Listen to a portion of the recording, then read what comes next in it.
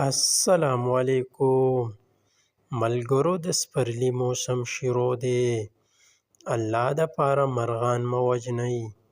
واړه بچي په جالو کې په تمه ناست يي.